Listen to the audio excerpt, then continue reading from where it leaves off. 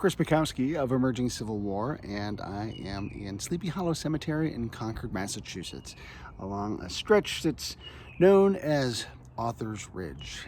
Here are the graves of Henry David Thoreau and Ralph Waldo Emerson and Nathaniel Hawthorne, and behind me, Louisa May Alcott. They all get three names. Isn't that pretty cool? I'm sitting here by Alcott's grave, though, because she actually has a veterans marker that denotes her service as a nurse during the Civil War. I'll be honest, was kind of moved by this touching tribute. People have left pencils and writing instruments here on her grave, which is a really neat salute to her wonderful literary contributions. And everybody rallied together in Concord, went off to war, and they leave on April 19th. 1861, and she feels like she wishes she could go too. She just feels moved to service, but of course is not able to join up.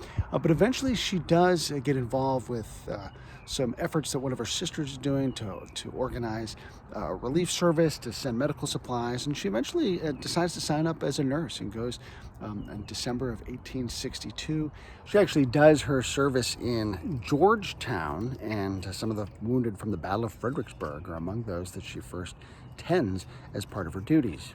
The result, though, of her time is a series of letters she sends home that becomes adapted into a work called Hospital Sketches.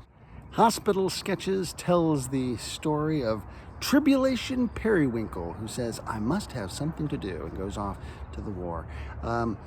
It is a barely fictionalized version of Alcott's experience during the war. She signed up to spend 6 weeks as a nurse. She actually gets typhoid partway through and gets sick. She later says, "I was never sick before that, and I was never well after."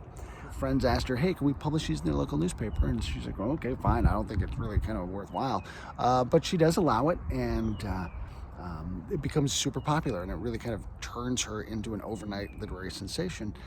She had been rejected as a writer prior to that, and then she goes on to write some wonderful, wonderful stuff. Probably best known for Little Women, which tells the story of the home front during the Civil War. A lot of people don't realize, it's a book everybody's heard of, and they don't realize it's actually a Civil War novel.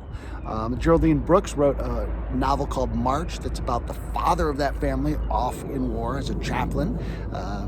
Gets involved in Ball's Bluff and stuff. It's a fantastic book, won the Pulitzer for fiction that year it came out. But Alcott really made an enduring literary connection in American history, has that great Civil War connection a lot of people don't realize. I'm going to pretend that that's a military flyover over her grave right now in salute to her service.